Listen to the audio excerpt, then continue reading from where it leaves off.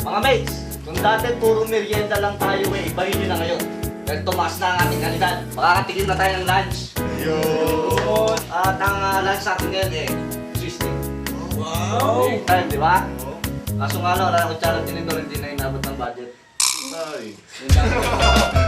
Okay.